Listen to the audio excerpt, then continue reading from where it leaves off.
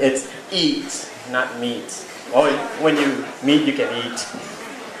Thank you so much for inviting me. Usually I have text with me. The last time I was here was with Tobias Wolf. It was fantastic, but I had a book in front of me. But Eugenia, who invited me, Eugenia used to be an editor at New American Media until she fled the coup. She say, no text. And I say, what? Well, what do you want? She say, sex. So Eugenia say, no text, I want sex, and I want sex on the bus. And okay, no text, but sex on the bus. That's a tall order because, I'm not Tom Cruise in risky business.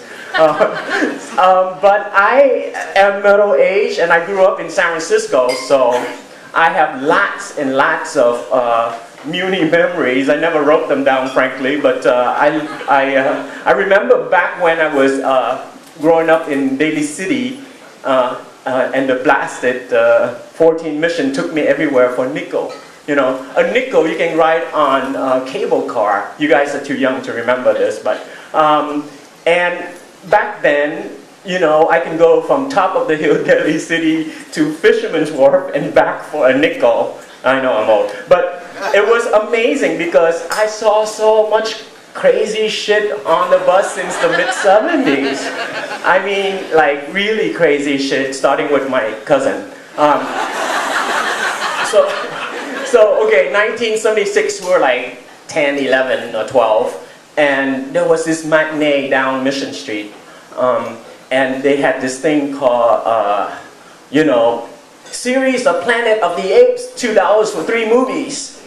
Yeah, we were really poor. We were refugee kids from Vietnam, so okay, well, we can afford $2 to see 3 movies, but we only had like $1 between us for snacks. So what we had was a lot of sunflower seeds and not enough money for Coca-Cola, and so we took the 14 mission down, saw 3 movies, completely dehydrated. Our mouths were like frozen and shut and nasty and cracked, and on the way back, for some reason, my cousin got really, really horny. It was like, it's like, must have been, Charlton Heston in loincloth with Kim Hunter in, leather, being chased by monkeys. Somehow he just couldn't stop masturbating, and we were on the bus, and he said, sit to my right, he's inside. So he has his overall and he has his hand inside, and he was going on and on and on all the way back, and I'm like, when is this gonna be done? I really need some water. I'm so dehydrated, and the only thing going on is my cousin was beating the monkey. So that's one.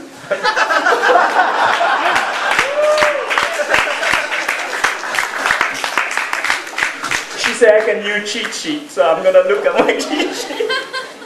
2, about 12 years ago, I was living on Mount Hill then, and you think the 14 mission is nasty till you take the 19 poke. Especially when it goes through the Tenderloin. Or my friends are, very affectionately call it the tender groin. And I just wrote this scene down as a writer. I find it fascinating. I haven't managed to integrate it in any of my writing, so I'm just going to give it to you guys. Just give it to you guys. 2 prostitutes on the bus. One on a wheelchair. Her leg is all fucked up, and it's on a calf, and it's stretched out like a big erection. And then the other one sits next to her, and they're like high, and they're really loud, and they were complaining about their pimp and how mean he is. And then what corner to avoid, like Post and Larkin, because there's a big tranny there, and he'll kick your ass, honey, so you don't go there, don't go there, And that was the weirdest thing, though, because I was almost like in a trance, because on this cast that would stick out like an erection, there was a white parakeet, and it was going back and forth. It was going back and forth, like was trying to find a bridge to somewhere else and couldn't get there. And, you know, the whole time it's like, yeah, man, Johnny's so mean, you know, he kicked my ass. And so I was like, is this real? Or I'm on Xanax or whatever. And then they got off on, I think, like, you know, Poke and Gary or something. And one was pushing the other one, you know, out to the thing that, you know, put them down. And suddenly the parrot went crazy. And the parrot goes, kick his ass, kick his ass, kick his ass. I give that to you.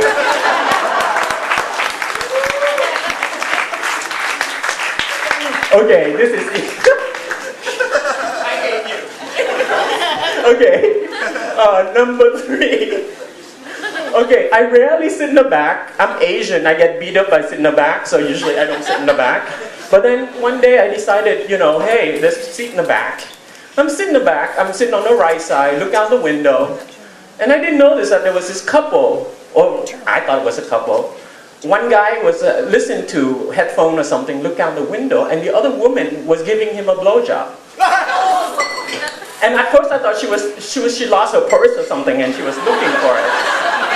But it took a long time and she couldn't find it. And then I realized that he was listening to music and he was going like this, and she was going like this. And then usually I don't say shit when I'm on the back of the bus, you know. I'm small. The first guy thought he was short. I'm shorter. So I'm like, I don't say anything. But except for, it was so offensive to me, you know. And I don't know why, but I just like heard myself say, excuse me? And then like it kind of woke them up, and the guy kind of turned and looked at me and go, right?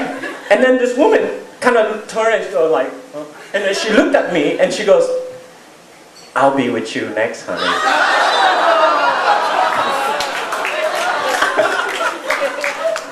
And I thought, man, I wish I'd known that phrase, like, throw under the bus.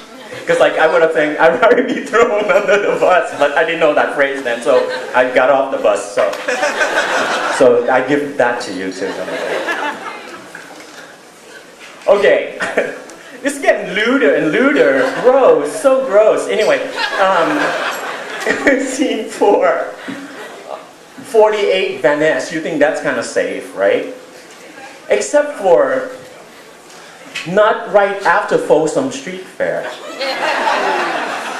It's like Folsom Street Fair, you know, you let it all hang out, but then when you get off Folsom, you're supposed to put it back in, right? But then some people just kind of feel like, well, since I'm taking the 48, I might just let it hang out a little bit longer.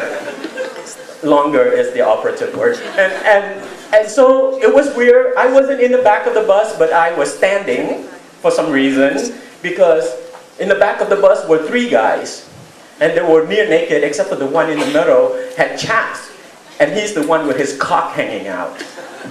And it was really strange because one guy was reaching over on the left and played with it, and then the other guys intermittently would stop him and push his hand away.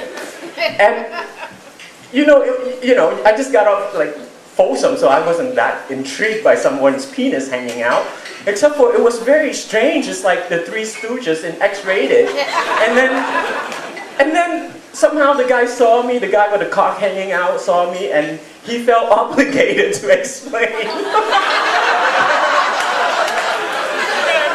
And I didn't say, well, he's my jack-off buddy and he's my cock blocker.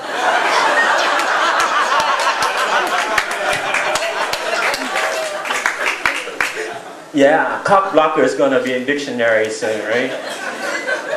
All right. Scene 5. I was young then. Young and kind of hot, and some people say bi-curious. By which I mean I was interested in men and very curious but very shy, so didn't do much, but been interested in men. And I was on this bus called the One California, where a lot of Chinese are. They own the One California. And you know, when you're on the One California, often you have to stand, because when Chinese people get on, there's no space. And so, especially those red bags, you know, the red bags, the blasted red bags with pork in there. But one day, I was like 22, 23, I remember, but going on 16, very shy. I was in the middle, standing, and then there was this really good-looking guy, blonde, green eyes, about 27, 28. I mean, by good-looking, I mean hot. I mean, really hot. And the moment I saw him, I kind of blushed. I shouldn't, but I just blushed and I looked away. And then nothing happens except for we made another stop and about 1,000 Chinese ladies came up with bags. And they were pushing this man toward me. And of course what I do when there's so many people come toward me and I'm standing like most of us do, you grab the overhand rails and press yourself forward so the people can pass behind you. That's the sensible thing to do. And there was a one single seat person in front, so I'm like moving toward her, holding like this. And then hot guy was going past me, and then you think, that's cool, you know, it's hot, but you know, whatever. Except for he didn't pass me. He put his arms over and put his hand right next to mine, and next thing you know, I was being spooned by a really, really hot guy. If he had been fat and ugly, it would have been like really rude. You know, it would have been like gross and rude and harassment. Instead, I was petrified with fear and excitement and a lot of by curiosity. And I stood petrified, and as the bus keeps making its stops, I keep feeling this groin grinding against my ass. And it was terrifying, hot and scary and ugly and dirty. Really dirty, I mean dirty. And then I realized, oh my God, the Chinese lady in front of me is probably seeing my tent poking out. And yet I couldn't bear to bring my hand down to cover my front, you know. And so hot guy, continued to grind against me, and more people pass up behind him, and he has more excuse to hump me. And then I'm thinking, oh my God, I'm going to poke that Chinese lady in the eye, you know. And it was gross. It was bi-curiously gross. And then it went on for some time. And maybe 8 blocks, maybe 10. But then, of course, when you get to Chinatown, people get off, and some people get off more than others. But oh, sorry. And then hot guy was gone. Hot guy was gone. And I felt like, oh, thank God, you know, thank God. And yet, there was this weird emptiness that is still felt to this day.